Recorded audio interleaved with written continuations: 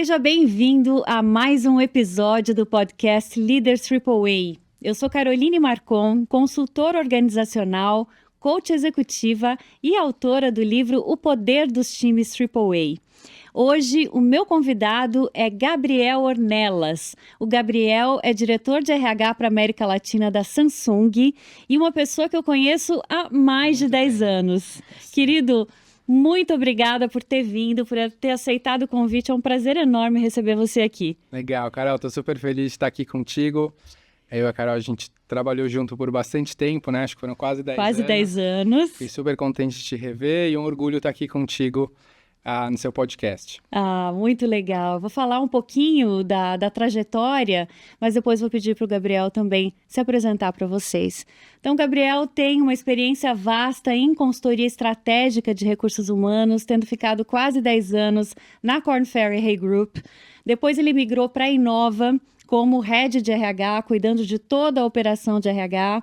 Foram mais 4 anos de Inova e agora ele está quase 4 anos na Samsung, à frente do Centro de Expertise de Talent Management, Engagement, Performance Management. Performance, cultura, um pouco de tudo. Toda essa parte, isso, para toda a América Latina. Então a gente vai ter bastante assunto gostoso aqui para falar, interessante. Legal. E quero ouvir tua experiência, mas antes da gente entrar nessa pauta, conta quem é o Gabriel Ornelas. Tá. Bom, então o Gabriel Ornelas, multifacetado, assim, né? Como já falando um pouco de liderança, dos nossos papéis sociais que a gente tem, acho que eu vou começar falando da parte pessoal. Pai, acabo de ter um filho, meu filho tem 11 meses, então estou numa fase super gostosa. Sou casado, tenho 40 anos, então estou num momento de vida também muito bacana e reflexivo, né? De pensar o que eu quero fazer nos meus próximos 40 anos de vida e acho que um momento legal de olhar para trás, o que eu fiz, o que eu quero fazer daqui para frente. Parte profissional, comecei trabalhando minha carreira toda em consultoria, né? Comecei no Hay Group, trabalhava junto com a Carol. No começo trabalhava numa área de dados e engajamento, a gente fazia pesquisa de clima e cultura para várias empresas. Grandes empresas, quantas histórias, hein, Gabi? Quantos perrengues! Foi uma época muito legal, acho que de super aprendizagem. Foi. E depois eu me movi para a parte que a gente chamava mais de consultoria clássica, onde a gente fazia os projetos de remuneração, liderança, transformação. E foi uma fase muito legal também, eu sempre fui uma pessoa que gostava de estudar muitas coisas. Então, a Hay, que era uma empresa muito bem estruturada na parte metodológica, eu não sei se você lembra disso, mas a gente tinha books de metodologia de todas as soluções que existiam. E quando eu me movi dessa área para outra, eu cheguei e falei, putz, eu preciso estudar, conhecer as coisas. E aí eu fui pegar todos esses books de metodologia e fui ler eles. Então, eu, de fato, assim, fui a pessoa que li todos esses books, eu lia depois os manuais técnicos de assessment, eu gostava de entender as coisas com profundidade. Acho que isso é super legal, porque me deu a base que eu tenho até hoje, que eu acho que foi super importante, assim. Uma grande escola, né? Sim. De metodologia, de contato com o cliente. E depois a oportunidade que a gente tinha de pôr em prática as coisas, né? Que era uma coisa super legal. Então, acho que essa foi a minha base, assim, né? 10 anos trabalhando com isso, depois o consultor vai crescendo, vai ganhando seus clientes, suas próprias contas. A Carol me ajudou muito com isso também, nos primeiros clientes que eu fui conquistando. E depois chegou um tempo, falei, puxa, cansei. Comecei a ficar muito consultoria, um trabalho, assim, super exigente. E eu decidi testar o conhecimento que eu tinha indo para o outro lado da mesa, né? E fui para a Inova, que era um cliente da Hay. E aí foi um super aprendizagem também, um super aprendizado, porque eu vi que muito do que eu conhecia eu não conseguia pôr em prática. E eu ficava, assim, super preocupado e com 1000 reflexões na cabeça. Foi um período de muito aprendizado também, de operação, como colocar as coisas em prática. Eu tinha um time grande, com 20 pessoas. Foi um período super gostoso. Eu tinha um chefe super inteligente na época que me ajudava muito. E depois fui para a Samsung agora, onde eu estou numa posição que é uma posição bem consultiva. Então, achei uma posição que me encanta hoje, que eu estou super contente, porque eu tenho a parte consultiva, meu trabalho é muito consultivo também, de desenhar a estratégia de RH, criar soluções que a gente vai entregar, fortalecer as equipes que têm as competências para a gente entregar o que a gente precisa, mas eu estou dentro da empresa, então eu desenho e implemento, né? Então eu achei as duas coisas que eu gosto e estou super contente, assim, estou lá há 4 anos. Que legal, vamos falar um pouco dessas estratégias já já.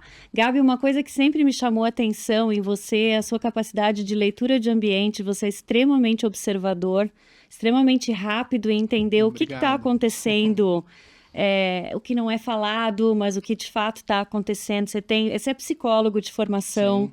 Acho que isso ajuda muito também a entender comportamento humano com mais profundidade, com mais clareza, e depois se adaptar. Você também tem uma capacidade enorme de adaptação nesses contextos, eu já vi isso em diversas situações. Eu acredito que isso tenha também ajudado muito nessa posição atual, porque a cultura coreana é muito diferente da nossa. E eu queria que você contasse para a gente como é que foi para você chegar numa empresa coreana já numa posição alta e quais os grandes aprendizados aí dessa transição. Legal, bacana. Acho que vale eu dar um passo assim para trás e explicar um pouco da cultura coreana, né? Nesses 4 anos tive um pouco de oportunidade de conhecer e nas viagens para a Coreia mais assim, né? Eu fiz 2 viagens para a Coreia, uma recente.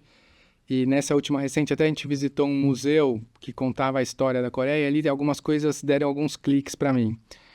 Os coreanos têm uma influência grande do confucionismo, e aí você acha que você vai saber até melhor falar sobre porque eu acho que você gosta de estudar essas coisas, mas daí já vem um pouco de tradição, família, respeito à hierarquia e foco muito grande em trabalho, né? Uma filosofia de trabalho muito forte. Mas acho que o que marca a Coreia, que é uma coisa muito interessante, e eu respeito muito a cultura, eles tiveram um período muito difícil, né? Eles foram colonizados pelo Japão e o país foi assim quase dizimado nessa época. Depois veio a Segunda Guerra Mundial. Depois da Segunda Guerra Mundial, as Coreias foram separadas, né? O pedaço capitalista junto com os Estados Unidos, o pedaço comunista junto com os russos. E as Coreias entraram em guerra. E a Coreia do Sul quase perde a guerra. Então, tem vários infográficos legais na internet que mostram a evolução da guerra. E, assim, os americanos entraram, assim, quando eles estavam para perder tudo. E conseguiram ajudar a recuperar. E aí, nessa, foram, 70 anos, quase uma década, 100 anos, desculpa, de guerra, o país estava dizimado. Aí um presidente assume, que era um ditador, né? Tem o nome dele aqui, Park Chung-hee. E ele assumiu e saiu tentando buscar investimento para o país. E o país, com pouca credibilidade, ele não tinha dinheiro nem para viajar em avião privado, então pegava avião comercial, os países não queriam recebê-lo, e ele se esforçando e tentando. E ele teve um insight, falou, eu vou para a Alemanha também está dividida, e acho que os alemães vão me entender. Conseguiu um primeiro investimento da Alemanha, e aí ele definiu um plano de 5 décadas de crescimento. E cada período de crescimento tinha patamares, assim, extremamente ambiciosos. Tudo isso que eu estou contando depois se reflete um pouco na cultura da Samsung e acho que das empresas coreanas, assim, né? Essas ideias de patamares de meta super agressivos, coisas assim. E, bom, ele saiu e colocou esse plano, e tinha um plano de crescimento, e eles começaram a entender o que eles poderiam ter de diferencial para o país crescer. Começaram fazendo, né, vendas de produtos, exportação de produtos, atrair atenção para o país, e depois ele decidiu investir em algumas indústrias que estavam começando. Uma delas foi a Samsung, né? A Samsung começou como uma empresa de venda de arroz e produtos mercantis, assim. E depois entrou na onda de tecnologia com muito ajuda e incentivo do governo. A Samsung começou vendendo arroz. E era uma pessoa que fazia venda de produtos, né? E bom, e daí a empresa foi crescendo, tem toda uma trajetória, não vou contando, senão a gente vai se alongar muito aqui. E aí chega um momento que o governo dá um apoio para entrar no mercado de tecnologia, né? Com fabricação de produtos. E nesse momento a empresa decola e o país decola junto. Muito da economia da Coreia está atrelada às principais empresas coreanas. A Samsung é uma delas. Um percentual alto do PIB vem da Samsung e de outras empresas. E aí tem algumas histórias interessantes, assim. Esse presidente, acho que foi o segundo ciclo que ele tinha proposto, se não me engano, de crescimento. Sei lá, tinha um crescimento, assim, 12% de crescimento anual durante anos, que é super... né? Para um país é muita coisa. Muita coisa. E aí, assim, no último ano, em vez de entregar 12%, ele entregou 11,5%. E aí ele se colocou na frente da população inteira, fez um discurso em cadeia nacional, dizendo que estava, assim, muito humilhado de não ter conseguido entregar esse resultado e que era culpa dele, e que ele ia trabalhar duro para entregar um resultado melhor no próximo ciclo. E acho que tudo isso vai contando um pouco da cultura, né? Aqui no Brasil, um presidente culpa o outro. Exato. A gente tem sempre mil desculpas para não fazer as coisas. Então, Olha só. eles atingiram um crescimento muito grande depois. O país hoje é um dos países mais desenvolvidos do mundo, né? Um dos países mais ricos que tem. E o país tem um valor, e a Samsung um valor muito bonito também. A Samsung tem um dos nossos valores, chama Co-Prosperity, né? De co-prosperidade. Com uma ideia de que tudo que você faz no trabalho, você tem que devolver para a sociedade de alguma forma. Então, por conta desse histórico todo, né? O país, as pessoas passavam fome, uma geração depois, é um dos países mais ricos do mundo. Então, eles enxergam o trabalho de uma forma diferente. Eles enxergam o trabalho como algo que está muito conectado com a construção do país e a construção da sociedade. Por isso que se fala que se trabalha tanto na Samsung e em empresas coreanas, por exemplo, né? Porque para uma pessoa numa cultura dessa, é uma vergonha ela não dar o máximo de si, porque ela não está apoiando a sociedade. Então, é muito diferente da nossa visão de trabalho, que é uma visão de troca, né? Uma visão de accountability extrema, né? Extrema. Então, a empresa é muito gerenciada com esse mindset, o que é muito legal. E essa parte de co-prosperidade é muito legal, o trabalho que a Samsung faz também. A Samsung é muito preocupada com ESG, assim, a gente está eliminando a pegada de carbono globalmente, com metas super agressivas para isso.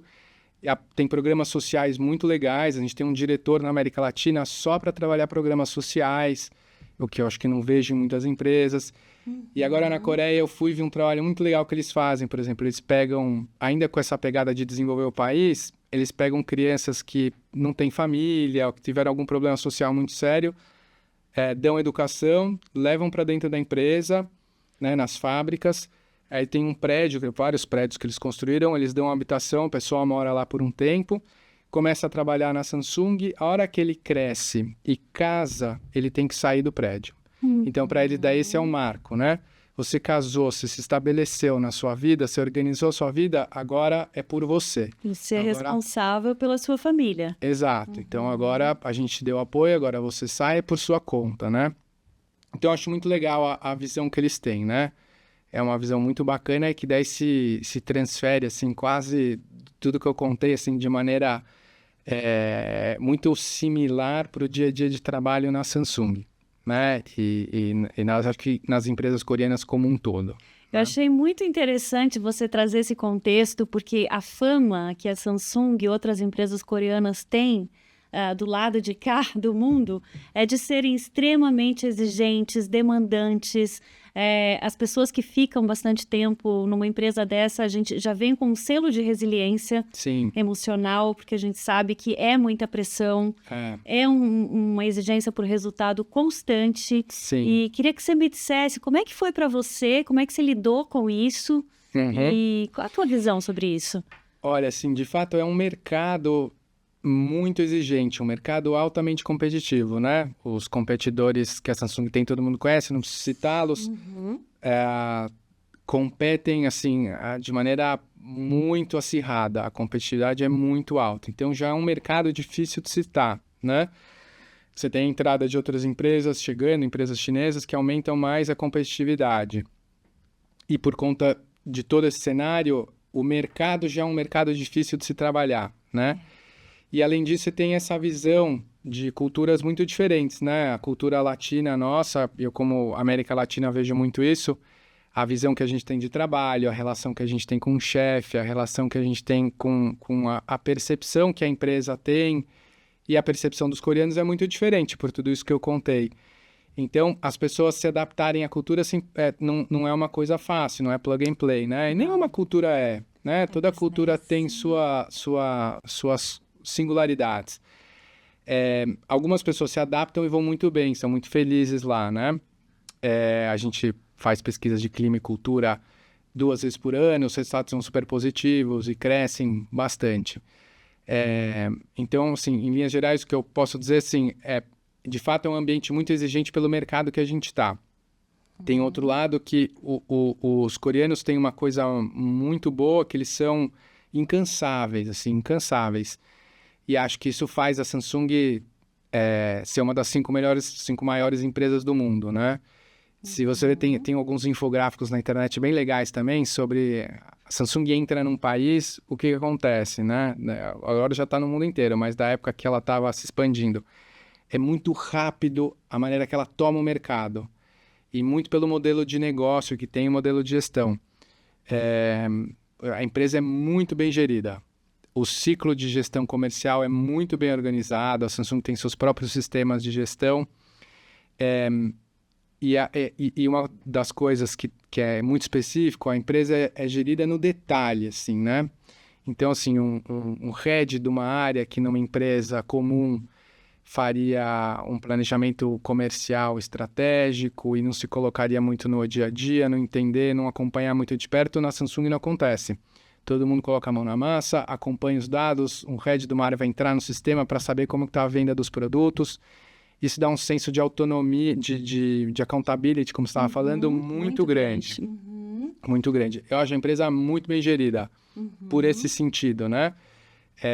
Então é uma escola, o que todo mundo fala assim, você vai trabalhar na Samsung, você aprende muito. Então o papo de corredor é que a Samsung é uma escola, o que você aprende lá em 1 ano, você leva uma década para aprender em outra empresa, né? Eu estou puxando sardinha da Samsung aqui porque eu trabalho lá, mas depois eu posso falar uma visão geral de né? de outros casos. E também por a gente competir no mercado que é muito acirrado, o papo assim, né?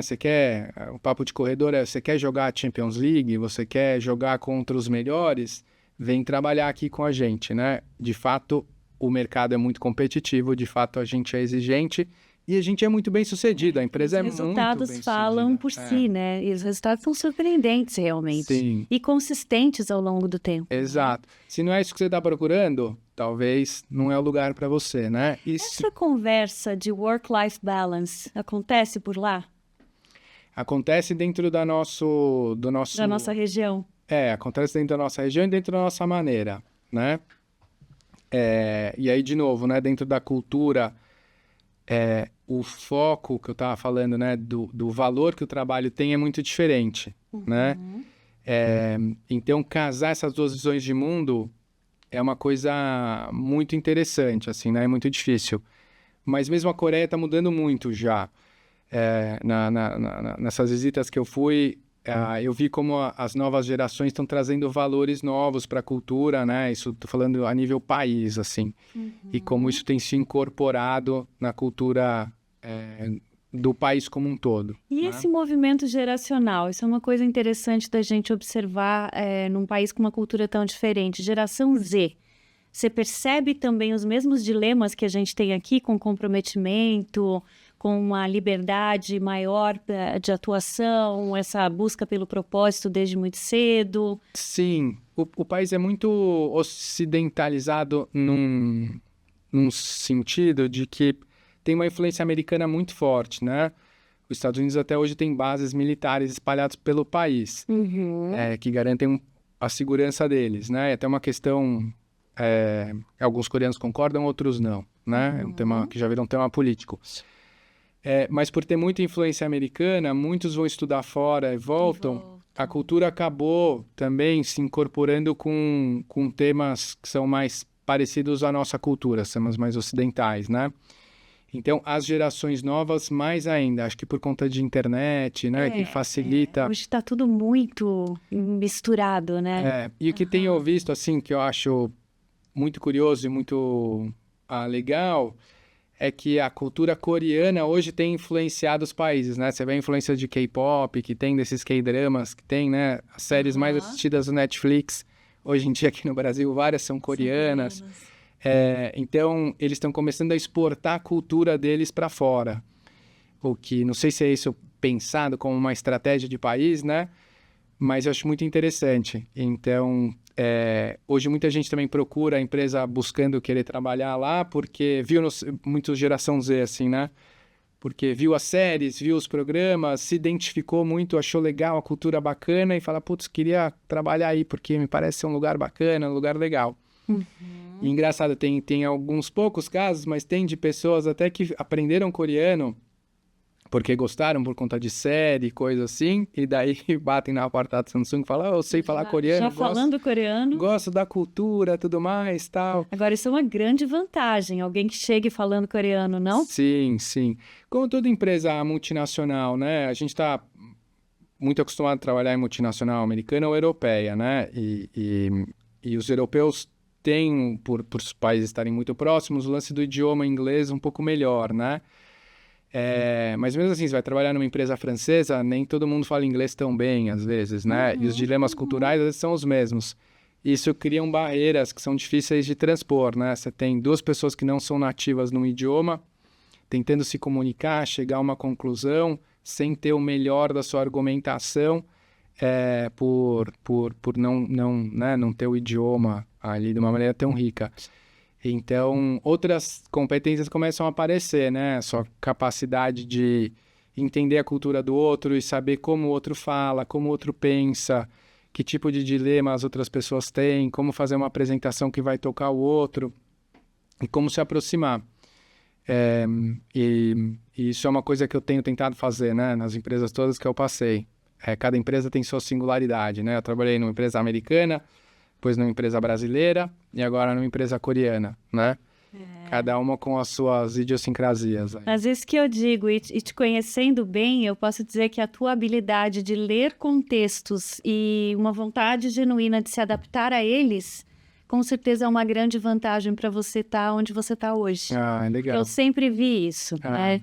Então, é uma curiosidade de entender sem julgar. E eu tô falando para você, mas também para quem nos ouve, porque quantas vezes a gente se pega no julgamento, mas isso tá errado. Sim. Poxa, mas isso não é assim. Não é na nossa perspectiva. E né? esse acho que você pegou um ponto, assim, ótimo, né? Para se adaptar, seja na Samsung, uma empresa coreana, uma empresa francesa, não uma empresa brasileira, o que for, né? Eu sempre tive uma curiosidade muito grande. E acho que por isso que eu vou fazer psicologia. Eu tive curiosidade pelo comportamento humano, né? Por que que uma pessoa escolhe se comportar de uma maneira e outra, às vezes a partir de um mesmo estímulo, né? A gente trabalhava muito com percepção, falava isso, né? Às vezes eu tenho um estímulo que é colocado para os funcionários, seja ele qual for, e uma pessoa reage de uma maneira e outra de outra. Por que será que uma pessoa escolheu, né, reagir de uma maneira e outra de outra? Isso sempre me intrigou, assim. E acho que por isso que eu fui estudar psicologia. E eu sempre gostei de conhecer, com essa abertura de entender mesmo por que o diferente existe e encontrar valor nisso, né? Eu aprendo muito com a cultura coreana. Isso é muito legal. Então, acho que isso me facilita a minha adaptação. Assim como eu aprendi muito com a cultura americana, quando trabalhamos, a gente trabalhou na Rei, depois Korn Ferry, né? Sim. É que se adaptar a uma cultura americana é mais simples. Sim, porque é mais parecido com a nossa, né? Mais próximo. Agora, eu também gostaria de te ouvir sobre o próprio desafio da América Latina, porque não é tudo igual, né? Não. A América Latina também é um contexto muito diverso. Eu vejo você muito no México, em outros países da região. O México é um país que eu acho que a minha sensação, né, de trabalhar com os mexicanos é diferente. Sim. Bem diferente do brasileiro. O chileno é diferente. Então, você ainda tem dentro da tua equipe, do teu dia a dia, essa mistura regional. É um caldo difícil de organizar. A América Latina é muito diferente, né? E você começa a perceber isso quando você começa a ter contato com os países. Os argentinos, muito diferente dos chilenos, dos peruanos, dos mexicanos, e os vieses inconscientes também que vão gerando em cada uma das culturas, né? Isso é muito engraçado, assim, quando você vai rodando os países, você vai vendo, assim, a percepção que os chilenos têm dos mexicanos e que os mexicanos têm dos chilenos, depois que o peruano tem do chileno e tem brigas históricas dos países, e aí você fala, nossa, né, quanto de viés inconsciente também existe, como isso afeta as relações. E aí acho que volto para o ponto que você falou, né? As pessoas que se colocam um pouco mais abertas e interessadas de fato em conhecer, se conseguem se acercar melhor, né? Acercar já no espanhol. Não, mas a gente tem também. Temos. Então, acho que isso é super interessante. E tem umas coisas básicas, assim, né? Por exemplo, segunda-feira a gente vai dar um curso para os coreanos que chegam sobre a cultura latina. E aí a gente fala algumas coisas simples para eles no curso. Assim. A gente fala, quando chega um coreano na Coreia, uma pessoa não coreana na Coreia, o que faz você gostar dele? O que faz você não gostar dele? É uma pergunta simples. Então, faz essa mesma reflexão para cá, né? O que faz você se adaptar para um país e não se adaptar? E aí tem casos curiosos engraçados, assim, tipo, eles escolhem um nome local, né, para se adaptar, porque mesmo pronunciar o nome é difícil. É bem difícil. Então, escolhem um nome que acham que a cultura local vai gostar, né? Então, às vezes escolhem o nome de jogador de futebol, jogador de basquete, então isso é muito interessante. E entre a região, a gente tem começado a entender mais esses desafios e sofrer um pouco mais agora que a gente tem estimulado muito intercâmbio entre os países. A gente tem forçado muito o movimento de crescimento interno na empresa, então isso é uma coisa bem legal. A gente tenta buscar sempre pessoas antes, né, de casa para crescer. E é engraçado, assim, você manda um peruano para o México e acha que a adaptação vai ser simples. E passa 3 meses, ele te liga e fala, eu não estou conseguindo, eu não consigo me entender com as pessoas, a cultura é muito diferente. Então, realmente é um desafio gigantesco. O nosso desafio agora é como ensinar as pessoas esse processo de adaptação mais fácil. Que isso é um desafio gigantesco. Né? E tem a ver primeiro com essa habilidade, com essa abertura que é de cada um, ou seja, isso é difícil de ensinar. Sim. Né? Porque a pessoa já vem com essa abertura ou não, e uma vez que ela esteja aberta, aí sim você pode ajudar. Mas eu acho que isso é uma grande coisa para quem trabalha em empresa multicultural, esse chip da abertura para o novo, ele já tem que estar instalado. Exato. Porque senão a pessoa sofre demais e fica tudo muito mais difícil. E aí é essa escolha, né? Eu assim, no começo da carreira, eu punha muito a responsabilidade no líder somente, né? E hoje já coloco, eu acho que eu já sei separar. De mim. Eu já sei separar um pouco mais, até nas sessões de coaching, de desenvolvimento que a gente faz, assim, tem uma parte que é da pessoa, né? Se a pessoa não está aberta, se a pessoa não dá um passo também em tentar buscar se aproximar e não tem a resiliência necessária, ela não vai se adaptar. Não vai se adaptar mudando no país da América Latina, mudando para uma outra empresa. E tem um tema que tem me intrigado muito, assim, que é o tema da verdade, assim, sabe? Da honestidade. Muitas pessoas, acho que vivem um teatro mental dentro das organizações e começam a acreditar nesse teatro que elas próprias criaram. E isso é o maior bloqueador de desenvolvimento que eu tenho visto, sim. Pode parecer uma coisa assim da verdade, da honestidade muito abstrata, mas as pessoas que crescem e se desenvolvem são as pessoas que têm coragem de olhar para si próprios e de fato serem honestos com as suas habilidades e com os seus pontos de melhoria, né?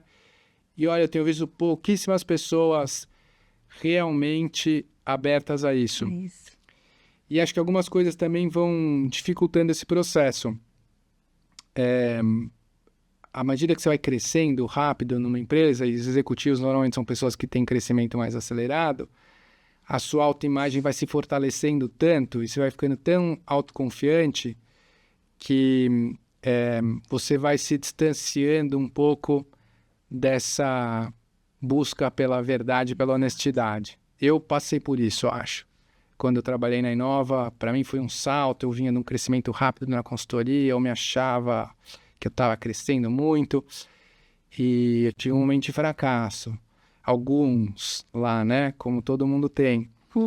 E ali começaram a me dar alguns cliques de falar, nossa, eu estou me barrando e me fechando a ter uma confissão real própria do que está sendo bem feito e não bem feito, né? Essa ideia da confissão é uma coisa que me chama muita atenção, não a confissão só católica, Sim. mas o fato de você sozinho na sua casa confessar para si mesmo as coisas que você está indo bem e que você não está. E acho que poucas pessoas têm coragem de fazer isso, assim. E isso muda tudo. Acho que você tocou num ponto essencial quando a gente fala de desenvolvimento humano, de amadurecimento, de partir para o próximo nível, que é a gente realmente ter essa humildade de reconhecer aonde que a gente está e o que a gente realmente precisa melhorar. E outra coisa que você falou no início é assumir a responsabilidade, como a gente gosta de dar desculpa, né? Exato, Muitas vezes. exato. E isso nos protege, mas inclusive do crescimento. Então... E tem várias coisas que impedem isso, né? Ou você tem uma autoimagem que não está bem trabalhada e aí essa reflexão e você começar a se colocar responsável por tudo dando a sua autoimagem e você não aguenta o tranco disso, você se protege, se blinda. Ou você vai se criando essa percepção de super-homem, que eu sou infalível, eu estou crescendo, eu estou indo bem e que eu não preciso, né? E que não, eu sei o que eu estou fazendo, a minha opinião sempre é mais válida. E também questões, acho que culturais, sociais, né? A gente não é muito estimulado a isso também. A gente é estimulado em empresa, né? Colocar uma imagem forte, segura, passa segurança para a sua equipe e para o seu time. Isso tem que ser feito mesmo. Agora, no escuro do seu quarto ou na hora do seu banho, acho que você tem que fazer sua confissão interna e fazer uma reflexão, porque senão você não cresce. Senão e aí, você não cresce. A preocupação hoje, assim, minha, não é nem só com crescimento profissional, é com crescimento pessoal também, né? A minha experiência que eu falei um pouco mais que eu senti que eu falhei, foi quando eu comecei a ver que o impacto que eu estava tendo nas pessoas não era o que eu desejava, que não era um impacto nem um pouco legal. Você recebeu algum feedback formal com isso ou foi realmente uma confissão nessa empresa pessoal? Que eu trabalhei, que era brasileira, a empresa, o dono dela era o Lírio Parisotto, que é um cara, assim, um gênio, né? O cara veio do nada e virou um bilionário. Mas, como toda pessoa, assim, uma pessoa muito difícil, colocar muita pressão também, uma gestão, assim, muito complicada. Então, ele colocava um clima na organização muito difícil. E eu percebi que eu não soube lidar com isso bem e comecei a descer a pressão para o meu time, de uma maneira muito forte. E, puxa, eu estudei 10 anos isso, né? E aí, puta, meu papel como RH era ajudar os líderes e eu via que, puxa, eu mesmo estava tendo dificuldade de fazer o que eu falava, né?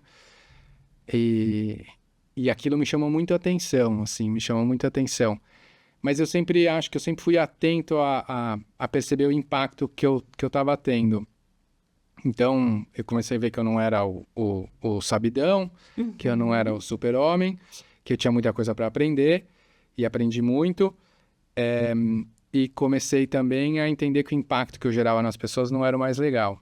E aí isso me motivou a tentar novas coisas. Mas no momento quando você está no momento do furacão, é difícil, né? Porque eu via que eu não estava tendo impacto, mas eu falava, agora eu não posso parar e ajustar isso. Eu preciso seguir porque eu tenho coisas para fazer. E eu vejo que esse é muito o dilema dos líderes, né?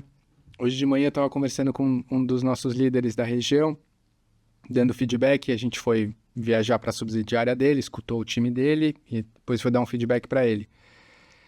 E eu vejo que os líderes às vezes falam sobre isso. Putz, eu entendo isso, eu vejo que eu preciso atuar, mas nesse momento eu simplesmente não consigo. Racionalmente eu entendo, mas na hora de mudar eu não consigo.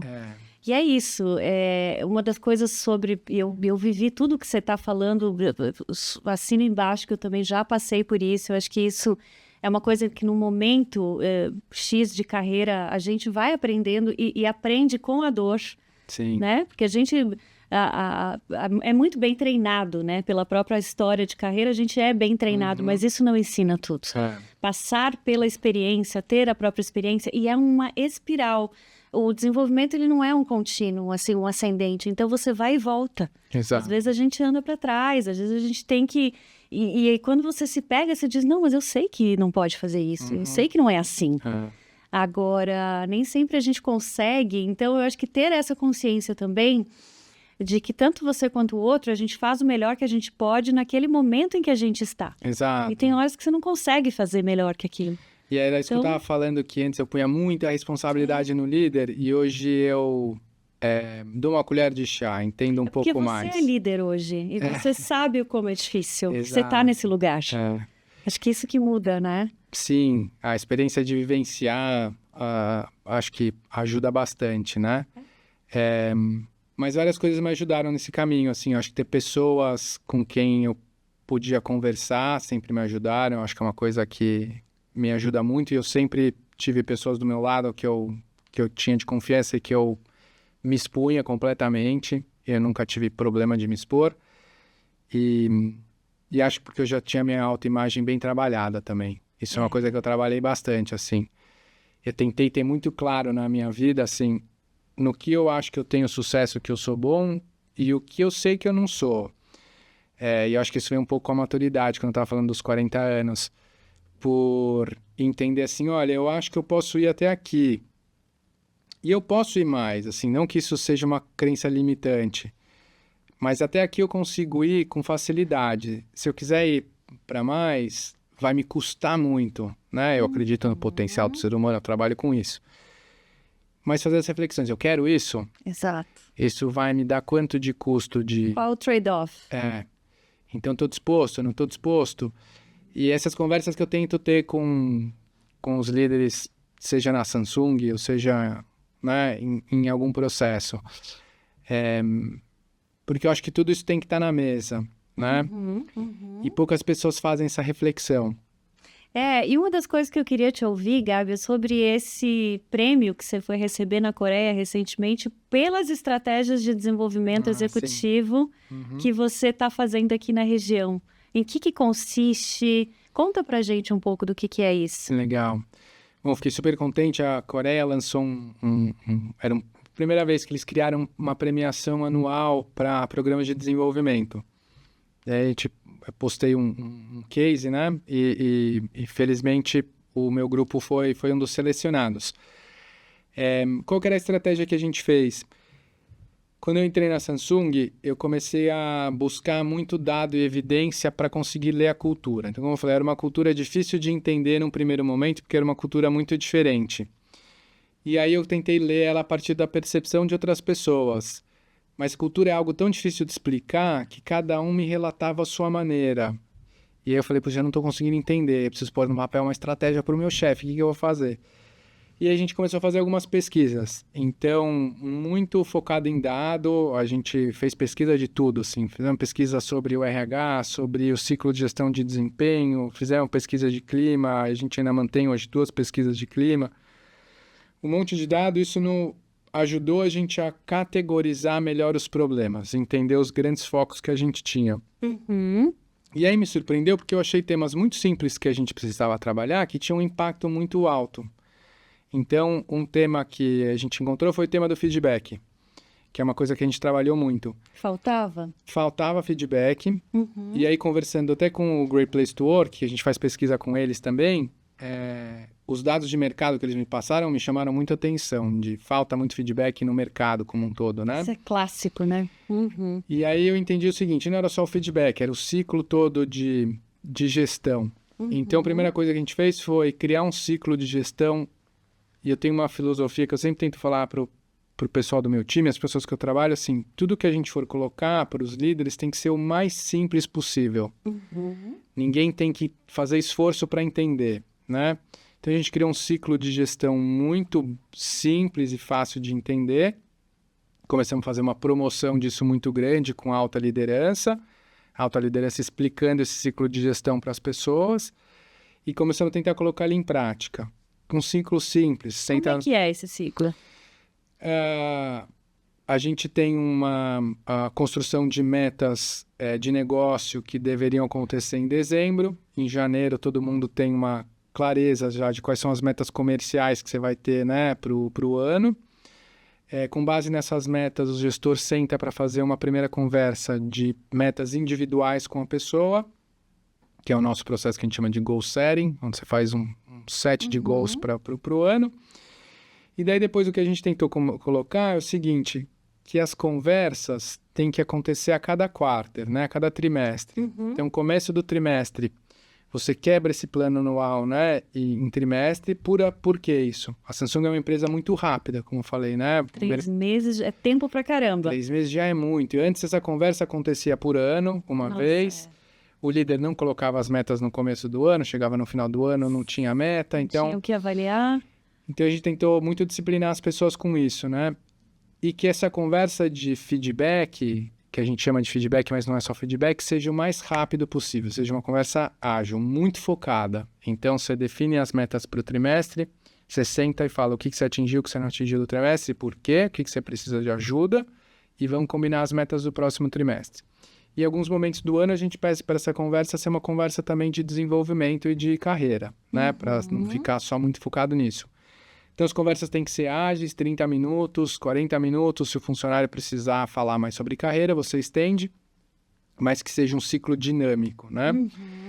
E aí, você roda esses 3 quartos, chega no final do ano para fazer a avaliação. As pessoas que fazem estão com a avaliação de desempenho feita, não tem problema nenhum de fazer, né?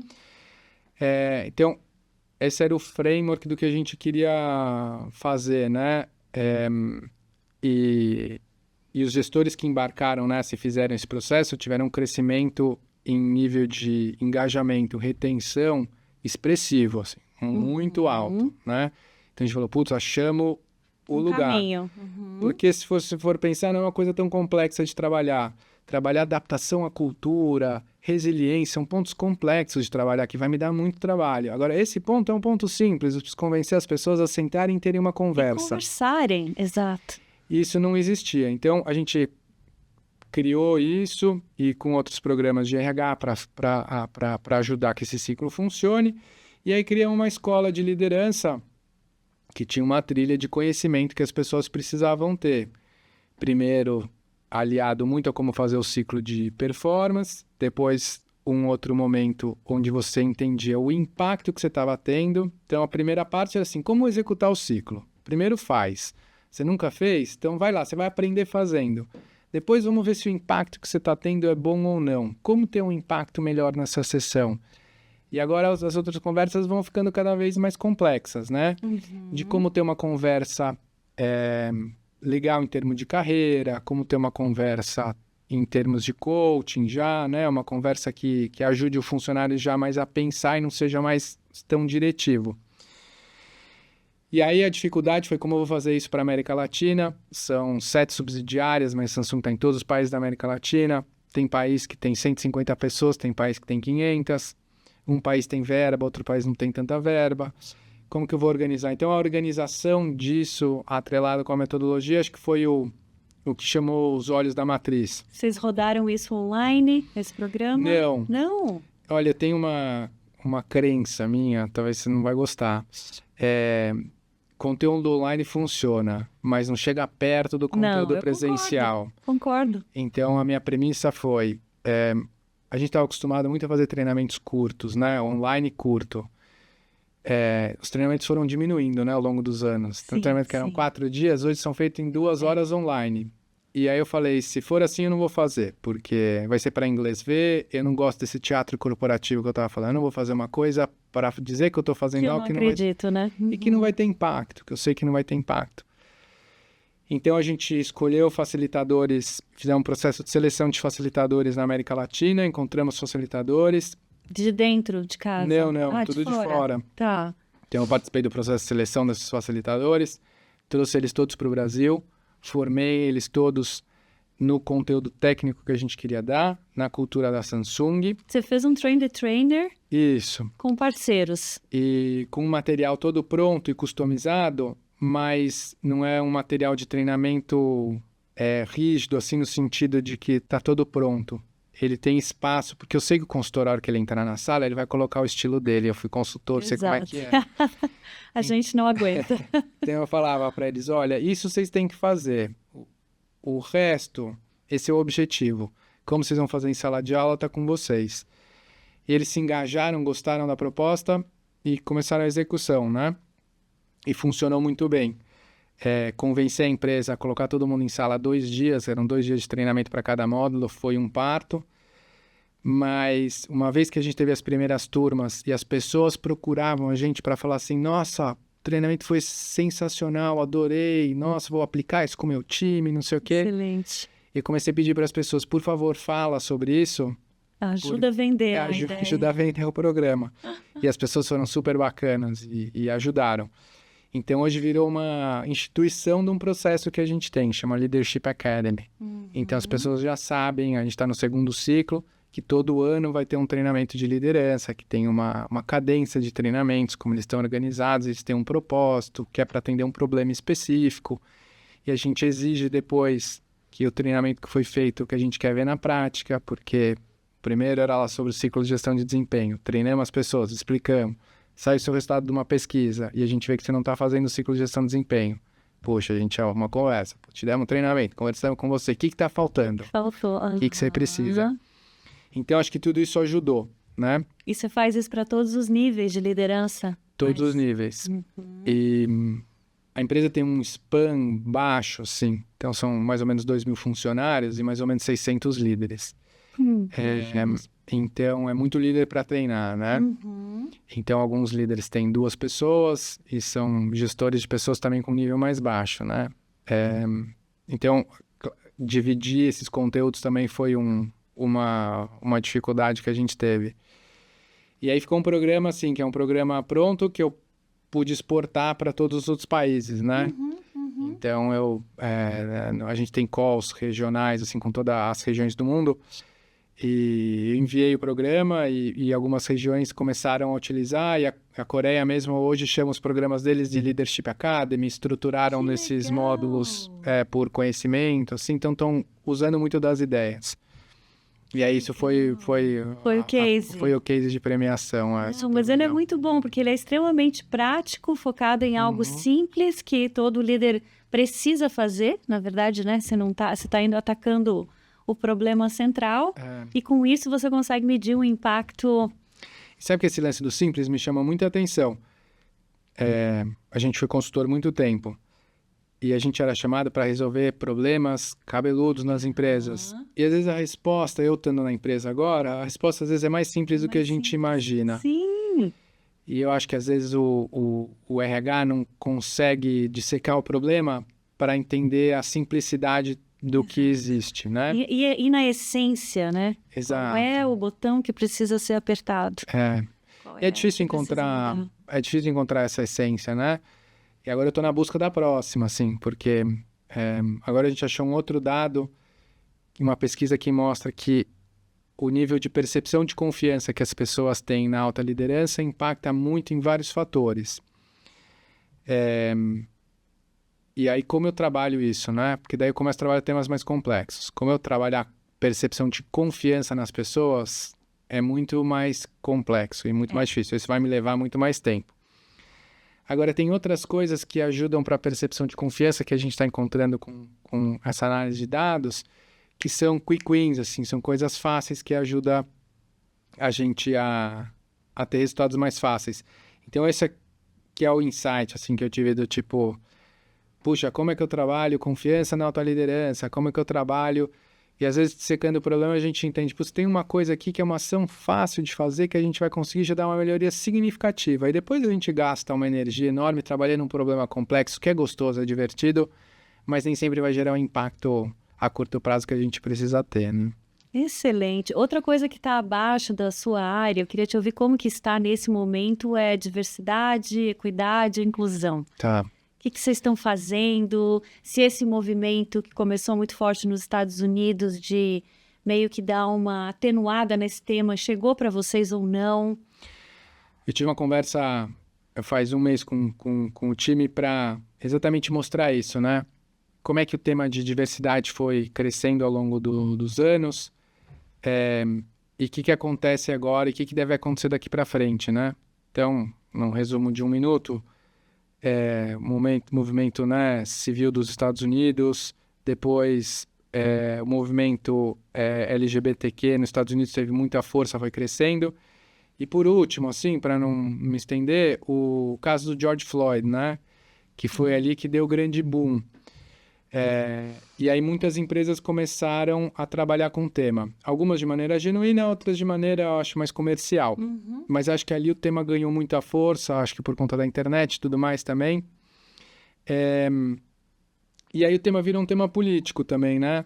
Você vê hoje as pesquisas presidenciais nos Estados Unidos, eles analisaram muito a percepção das pessoas sobre as políticas e as práticas de diversidade. Com uma intenção do como eu ganho eleitor, né? Sim. Acho que nem só com a percepção do estou fazendo a coisa correta ou não, mas como eu atraio um público ou não.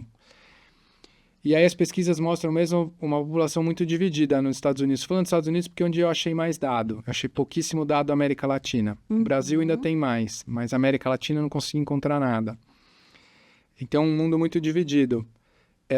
E aí, bom, o Trump acho que se apoiou nesses dados para falar, não, acho que eu tenho uma outra parte dessa população que eu posso trazer aqui com um discurso diferente. E eu estou sem julgamento de valor aqui, né? Estou simplesmente fazendo uma análise do que eu acho que está acontecendo. E eu vejo as empresas agora estão dando, não um passo para trás, mas acho que as empresas estão muito mais cautelosas em como trabalhar o tema. Principalmente as empresas que têm uma marca muito forte de consumo, como a Samsung ou como qualquer outra empresa, né? Qualquer programa que você posta hoje com um selo de diversidade, você vai ter 50% da população, estou exagerando, né? Mas 50% da população que vai adorar e vai te parabenizar, e vai ter sempre um pessoal que talvez te critique o programa. Então, eu acho que as empresas estão muito mais cautelosas. E a gente também está um pouco mantendo todos os programas que a gente tem. Tem muita coisa legal que a gente faz. Por exemplo, o percentual de mulheres em liderança que a gente tem, comparado com a nossa indústria, já é um pouco maior. E outros diversos programas que a gente tem, mas a Samsung trabalha isso assim de uma maneira, acho que muito genuína, muito menos usando isso como algo de vender para fora, mas algo muito mais o que a gente for fazer, a gente vai fazer de maneira honesta. E eu acho que isso tem muito a ver com o valor de coprosperidade que eu falei antes. Talvez as pessoas nem saibam que a Samsung tem muito programa de giving back assim, para a sociedade, né? Porque a empresa faz e não usa isso como fator promocional de venda, coisa assim. E acho que a mesma pegada para a diversidade. A gente escolheu o caminho da estratégia que a gente está seguindo, assim, vamos seguir com as ações que a gente acredita, vamos seguir com as coisas que a gente faz de maneira genuína, não vamos usar isso como um fator de promoção de marca empregadora. Até porque eu acho que daí você perde um pouco o sentido. Né? Se está fazendo algo só para atrair pessoas ou para elevar sua marca empregadora, eu acho que daí perde um pouco o objetivo genuíno do processo. Mas vocês né? mantiveram o que já vinham fazendo, Sim. o que está dentro da cultura, dentro dos valores. Sim, muito programa de awareness, né? A parte de treinamentos, práticas com relação aos pilares, a gente tem alguns pilares que a gente trabalha, e os programas são mantidos, assim, nada foi parado. A gente simplesmente escolhe não usar isso como uma coisa para vender a marca empregadora da empresa. Perfeito. Essa é a escolha. Muito bom. Gabi, como que você vê assim, o maior desafio, se fosse perguntar hoje dentro do teu dia a dia, para desenvolvimento de liderança daqui para frente? O que você acha que você diria assim, eu focaria nisso? Olha, eu acho que essa é uma pergunta tão difícil de responder, porque com o lance da inteligência artificial, né? Eu sempre fui bem conservador. E até com o lance da inteligência artificial, será que isso funciona, tal? Eu tive uma experiência faz pouco tempo, eu estou fazendo um curso de filosofia. E aí eu estava com uma dúvida, o professor mandou a gente analisar um texto, e eu não conseguia sair do problema que eu estava. E eu resolvi trocar como se eu fosse ter uma conversa com a inteligência artificial sobre isso. E aí eu fiquei encantado, assim. E daí eu vi que ela estava concordando com tudo que eu falava. Aí eu falei assim, não, você está concordando com tudo? Será que eu estou certo mesmo? Eu acho que você tem que ser um pouco mais firme e colocar a sua percepção. E ela já mudou tudo e começou a falar de uma outra maneira. E aí aquilo me chamou muito a atenção, assim, né? Eu tô falando tudo isso porque, assim, eu de fato não sei o que vai acontecer daqui pra frente. Acho muito difícil de prever. E também na consultoria eu via muito estudo. O líder de 2020. 30, lembra? Líder de 2030. A gente falava disso com tanta... E muitas coisas aconteceram, mas a maioria acho que não. E acho que hoje em dia prever o futuro começa a ser muito mais difícil. O que eu acho que pode acontecer é o seguinte, né? A parte processual do nosso trabalho, de fato, vai reduzir bastante. Parte transacional também. Já diminuiu, né? Já diminuiu. E aí a liderança vai ter um desafio muito maior, que vai ser o desafio de estar próximo das pessoas. Que é algo que os líderes não fazem hoje ainda, por incrível que pareça. Nem todos, né? Mas é uma barreira, sim. E às vezes é porque não sabem como, né? Não tem esses recursos de comunicação, E a gente não é ensinado a isso, né? Acho que não é uma coisa que se trabalha na escola ou que se trabalha na nossa cultura mesmo. E eu acho que esse vai ser um desafio grande. E aí outra coisa, tá aberto ao novo e resiliência, né? Se você não quiser aprender as coisas novas que estão surgindo, você vai ficar para trás. E acho que a gente experienciou isso, né? Pessoal da nossa geração, assim. Eu lembro que quando eu comecei a trabalhar, tinha gente que não sabia mexer no Excel e no... a gente pegou essa fase. E não sabia enviar um e-mail, porque a pessoa não tinha vivenciado isso. E ela não achava que era importante. E ficou para trás essa pessoa, né? E vai acontecer isso com quem não se adaptar. E a IA. Com a IA e com tudo que está surgindo, né? Com as novas formas de trabalho, com as novas formas de gestão. Então, acho que está aberto. E a resiliência, como você falou, né? Porque a experiência ao novo é difícil, é chata, é mais fácil se manter no lugar onde você conhece. Então, acho que esses são 3 fatores, assim, importantes. Excelente. Muito, muito bom. Quero te agradecer muito. A gente podia ficar aqui muito mais tempo, mas eu sei que você também teve um dia cheio. A gente está no final de um dia de trabalho. Então, muito obrigada por ter vindo e ter tido esse papo tão gostoso e tão útil aqui com a nossa audiência. Você quer deixar uma mensagem final? Falar como as pessoas podem te encontrar? Sim. Bom, primeiro queria agradecer muito. É um prazer. A Carol, trabalhei com ela no começo da minha carreira. A Carol foi minha chefe por um tempo. E uma pessoa que sempre me inspirou e me ajudou muito no início da minha carreira. Acho que várias portas se abriram, acho que por você. Então, eu te agradeço muito. Fiquei muito contente de estar aqui hoje. Você é um orgulho. Eu imagino. Olha, prazer é meu. E, bom, a mensagem que eu queria deixar é, se alguém quiser continuar o papo ou me perguntar alguma coisa, se alguém quiser conhecer mais sobre a cultura coreana, sobre a Samsung, eu adoraria contar para vocês. Ou sobre qualquer outra dúvida aqui do que a gente falou, podem me buscar pelo LinkedIn. LinkedIn é mais fácil. É Gabriel Ornelas, tem um monte de Gabriel Ornelas, mas acho que pela foto vocês me acham. Perfeito. E aí a gente segue em contato. Obrigada, Carol. Obrigada e muito sucesso pela frente. Valeu, obrigado. Espero que você tenha gostado e se inspirado aqui com várias ideias dessa conversa e que você possa colocá-las em prática. Se foi útil para você, compartilhe com outras pessoas. Muito obrigada pela sua audiência e até o próximo episódio.